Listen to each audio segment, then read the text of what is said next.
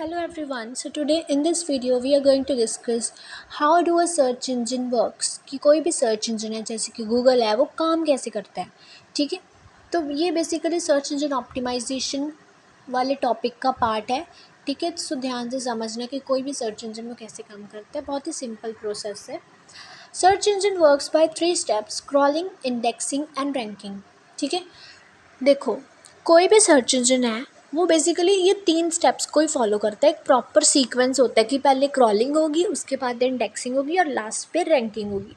So let's discuss about crawling first. तो crawling क्या होता है? Crawling is where a computer bot called a spider visits and downloads known URLs. Google's crawler is Googlebot, so it simply means discovering web pages. Crawlers discover billions of web pages and add them to Google database. So it's very simple and easy process. Crawling में क्या होता है? Simply हर एक जो search engine है जैसे कि Google है, ठीक है, उसके पास अपने छोटे छोटे स्कैनर्स होते हैं. ठीक है, जिनको हम क्रॉलर्स बोलते हैं या फिर गूगल बॉट्स बोलते हैं. जो गूगल के क्रॉलर हैं उनको गूगल बॉट बोलते हैं. ठीक है, तो वो क्या करते हैं, वो वेब इंटरनेट पे जाकर web all through globally web पे जाकर क्या करते हैं, न्यू वेब पेजेस को डिस्कवर करते हैं और उनके अंदर जो डेटा होता है उनको स्कैन करते हैं. जब वो इन न्यू वेब पेजेस को डिस्कवर करते हैं उसके बाद वो उनको गूगल की डेटाबेस में ऐड कर देते हैं. तो सिंपली ये एक स्कैनिंग की प्रोसेस है जिसमें वो न्यू वेब पेजेस को डिस्कवर करते हैं. That's it. उसके बाद नेक्स्ट स्टेप है इंडेक्सिंग का. देखो एक बार गूगल ने डिस्कवर कर लिए, गूगल बॉट्स ने मतलब वेब पेजेस डिस्कवर कर लिए. अब वो कहीं ना कहीं उन वेब पेजेस को जाकर स्टोर भी तो करेंगे. तो वो कहाँ स्टोर करते हैं? सर्च इंडेक्स में स्टोर करते हैं. इस प्रोसेस को बोलते हैं indexing. Storing the discovered pages in search index. Just think about a digital library that contains all the web pages that Googlebot has discovered. ये एक तरीके की डिजिटल लाइब्रेरी होती है. सर्च इंडेक्स एक डिजिटल लाइब्रेरी होती है जिसमें वो सारे के सारे वेब पेजेस पाए जाते हैं जो Googlebot ने डिस्कवर किए होते हैं. ठीक है, so that's why getting indexed in major search engines like Google and being is so important. ठीक है, अगर आपको अपनी वेबसाइट को रैंक करवाना है तो पहले आपको अपनी वेबसाइट की क्रॉलिंग करवानी पड़ेगी थ्रू गूगल बॉट्स. उसके बाद वो जो वेब पेजेस को, वो आपकी वेबसाइट के वेब पेजेस को जब क्रॉलर्स या गूगल बॉट्स डिस्कवर करेंगे वो जा कर के सर्च इंडेक्स में जा कर के उन वेब पेजेस को क्या करेंगे, स्टोर कर देंगे. ठीक है, उसके बाद ही रैंकिंग होगी. So users can't find you unless you are not in the index. अगर आपके वेबसाइट के वेब पेजेस सर्च इंडेक्स में नहीं पाए गए तो आपकी जो मतलब यूज़र्स हैं वो आपको इंटरनेट पे गूगल पे मतलब असेस नहीं कर पाएंगे.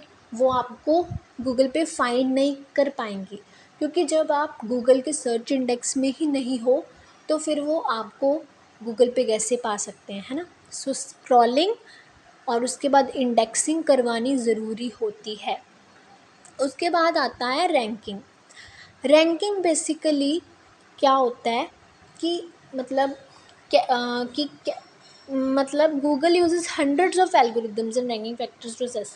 मीन्स इसमें क्या होता है सिंपली कि जो सर्च एल्गोरिदम्स होती हैं और कुछ रैंकिंग फैक्टर्स होते हैं जो रिस्पॉन्सिबल होते हैं आपकी वेबसाइट को रैंक करने के लिए कि कौन सी वेबसाइट टॉप पे शो होगी, कौन सी वेबसाइट लास्ट पे शो होगी, ऐसे करके. तो ये रैंकिंग को कौन देखता है? सर्च एल्गोरिदम्स और रैंकिंग फैक्टर्स. ठीक है, सो हमने पहले भी डिस्कस किया था पिछली वीडियो में कि सर्च एल्गोरिदम्स क्या होते हैं. ये कॉम्प्लेक्स कंप्यूटर प्रोग्राम्स होते हैं जो गूगल के बैक एंड में रन होते हैं जैसे कि panda, penguin, hummingbird, mobile etcetera, है ना, बहुत सारे होते हैं. तो ये क्या ये जो एल्गोरिदम्स हैं ये रिस्पॉन्सिबल होते हैं रैंकिंग के लिए. ठीक है, so there are many updates in Google ranking algorithms. और इन एल्गोरिदम्स में टाइम टू टाइम अपडेट आता रहता है. ये भी मैंने आपको पहले बताया है. Some minor and some major, कि कुछ अपडेट्स माइनर होते कुछ मेजर होते to make user experience smooth and effective. ये अपडेट्स किस लिए किए जाते हैं?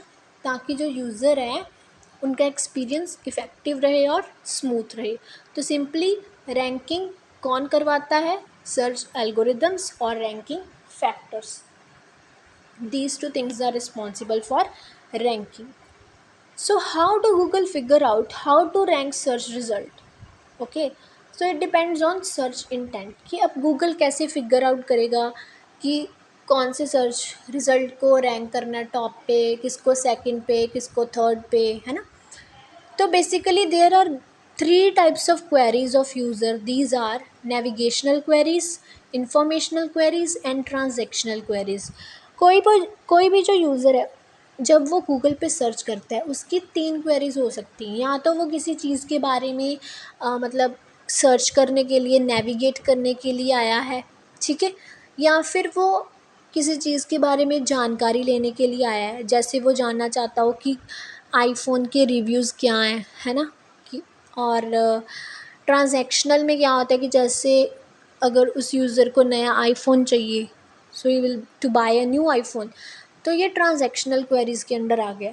सो बेसिकली कोई भी यूज़र है, अगर आप भी गूगल पे सर्च करते हो तो आपकी भी इन तीनों में से एक क्वेरी तो ज़रूर होगी। या तो आप कुछ ख़रीदने के लिए गूगल पे सर्च कर रहे हो ट्रांजैक्शनल क्वेरीज़ के अंडर, या फिर आप कुछ जानकारी के लिए इंफॉर्मेशनल के अंडर, या फिर आप कुछ सर्च या सर्फिंग वगैरह करने के लिए जा रहे हो, that is navigational queries, right.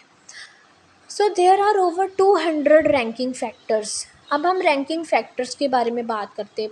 पहले हमने सर्च एल्गोरिदम्स के बारे में तो डिस्कस कर ही लिया था, अब हम रैंकिंग फैक्टर्स के बारे में बात करते हैं। देखो, देयर आर 200 रैंकिंग फैक्टर्स, और कोई भी सर्च इंजन है, इवन कि गूगल है, उसने अपने पूरे के पूरे 200 रैंकिंग फैक्टर्स को डिस्क्लोज आउट नहीं किया है, ठीक है। तो किसी को भी 200 ऑल द 200 रैंकिंग फैक्टर्स के नाम नहीं पता, किसी को भी नहीं पता कि वो टोटल कौन से 200 रैंकिंग फैक्टर्स हैं। लेकिन कुछ की रैंकिंग फैक्टर्स हैं जो मेन मतलब 5 ऐसे रैंकिंग फैक्टर्स हैं जो आपको पता होने चाहिए। वो कौन से हैं? पहला है relevance to your content, means your content relevant to the searcher's query. what keywords are you using if you want them to click on your page, means कि अगर आपकी वेबसाइट के अंदर आपने वो कंटेंट डाला है जो सर्चर की क्वेरी से मैच हो रहा है, तो फिर आपकी वेबसाइट ऑटोमेटिकली टॉप पे रैंक होगी ही होगी, क्योंकि आपका जो कंटेंट है वो रेलिवेंट है यूज सर्चर की क्वेरी के साथ, ठीक है। So there should be relevance. Second ranking factor है content quality. Quality content help us to stand out from the competition. Make sure you are providing original and well researched content that helps to satisfy users search query. तो अगर आप जो content अपनी website पे डाल रहे हैं searchers के लिए, वो ओरिजिनल होना चाहिए, वेल रिसर्च्ड होना चाहिए, अच्छी क्वालिटी का होना चाहिए, जो यूज़र की सर्च क्वेरी को सेटिस्फाई कर सके, इतनी काबिलियत आपके कंटेंट में होनी चाहिए, ठीक है। तभी आपकी वेबसाइट रैंक करेगी टॉप पे। थर्ड फैक्टर है बैकलिंक्स का। बैकलिंक्स बहुत इंपॉर्टेंट रोल प्ले करते हैं। पहले तो आप जान लो कि बैकलिंक काम कैसे करता है। ये इनबाउंड लिंक्स होते हैं। देखो क्या करते हैं, जैसे ही कोई एक्सटर्नल वेबसाइट है, ठीक है, सर्चर ने सपोज कोई एक्सटर्नल वेबसाइट खोली, कोई भी वेबसाइट थी, है ना, वेबसाइट ए मान लो, उसने कुछ सर्च किया और उस एक्सटर्नल वेबसाइट ने कहा कि आप इस लिंक को फॉलो करके ये चीज़ कर सकते हैं, है ना। होता है ना कि आप कोई वेबसाइट खोलते हो, उसके अंदर ही वो कोई लिंक प्रोवाइड करते हो और जब आप उसको क्लिक करते हो तो आप किसी और वेबसाइट पे पहुंच जाते हो। वैसे ही सेम बैकलिंक का काम है कि किसी एक्सटर्नल वेबसाइट, मतलब किसी एक्सटर्नल वेबसाइट को किसी सर्चर ने खोला, उसके बाद उस वेबसाइट ने आपकी वेबसाइट का, योर वेबसाइट का लिंक प्रोवाइड किया। जब उसने इस वेबसाइट पे आपके बैकलिंक को क्लिक किया तो वो आपकी वेबसाइट पे आ गया। तो इस प्रकार से बैकलिंक्स काम करते हैं, ठीक है। तो backlinks, it's an important ranking factor in Google's algorithm. They act like votes from one side to another. अब ये भी तो एक वोट ही है ना कि इस वेबसाइट ने आप आपकी वेबसाइट का लिंक प्रोवाइड किया, ठीक है। You should try to run links from high authority websites, as that signals the Google that your content is trusted by the websites that are in turn trusted by Google। और हमेशा ये try कीजिए कि आप अपने links को high authority website से ही run करवाएं, ठीक है। अगर आप हाई अथॉरिटी वेबसाइट से अपने लिंक्स को बैकलिंक को रन करवाते हो तो गूगल का आप ट्रस्ट जीत लेते हो, ठीक है। कि गूगल सोचता है कि हाँ यार ये काफ़ी हाई अथॉरिटी वेबसाइट का है, का बैकलिंक है, तो ऑटोमेटिकली गूगल का ट्रस्ट आप जीत जाते हो, ओके। तो आपकी रैंकिंग इंक्रीज़ हो जाती है। फोर्थ जो है वो है सोशल सिग्नल्स, ठीक है। If you are generating buzz for your website on social media like Instagram, Facebook, Twitter, LinkedIn etcetera, that's a good sign to increase ranking of your website. अब अगर आप खुद अपनी वेबसाइट का या अपने ब्रांड का जो एक मतलब प्रमोशन कर रहे हो, ठीक है, सोशल मीडिया पे जाके आपने इंस्टाग्राम पे पोस्ट डाली कि हाँ हमारी वेबसाइट पे जाइए, उसमें आपको ये मिलेगा वो मिलेगा, है ना। ऐसा होता है ना कि लोग सोशल मीडिया पे इंस्टाग्राम पे पोस्ट डालते हैं, फेसबुक पे अपनी वेबसाइट का प्रमोशन करते हैं। तो उसी प्रकार अगर आप ऐसे सोशल मीडिया में जाकर, सोशल साइट्स पे जाकर, Facebook, Twitter, Instagram, YouTube, LinkedIn पे जाकर अगर आप अपनी वेबसाइट को प्रमोट करते हैं, एक बज़ क्रिएट करते हैं और लोग ऑटोमेटिकली आपकी वेबसाइट की तरफ अट्रैक्ट होते हैं और ऑटोमेटिकली आपकी रैंकिंग इंक्रीज़ होती है। So social signals also play a very important role. Last but not the least, be mobile first. It means your website's mobile version is more important than your desktop version. इसका मतलब ये है कि आपकी जो website है वो mobile पे भी रन होनी चाहिए। ऐसा नहीं है कि सिर्फ डेस्कटॉप पे ही रन करती हो, क्योंकि आजकल लोग मोबाइल ज़्यादा यूज़ करते हैं, ठीक है, because these are easy to carry and छोटे से छोटे बच्चे के पास भी कंप्यूटर लैपटॉप चाहे हो ना हो, लेकिन मोबाइल तो हर किसी के पास होता ही होता है। तो ये बहुत इम्पॉर्टेंट है कि आपकी वेबसाइट का मोबाइल वर्ज़न होना चाहिए, ठीक है। क्योंकि अगर आपका मोबाइल वर्ज़न नहीं होगा, सिर्फ डेस्कटॉप वर्ज़न होगा, तो आपकी रैंकिंग ऑटोमेटिकली कम होगी। इसलिए ऐसा कहा जाता है कि आपकी वेबसाइट का मोबाइल वर्ज़न होना चाहिए। So these were some common 5 ranking factors. वैसे तो 200 है, लेकिन ये कुछ इंपॉर्टेंट थे।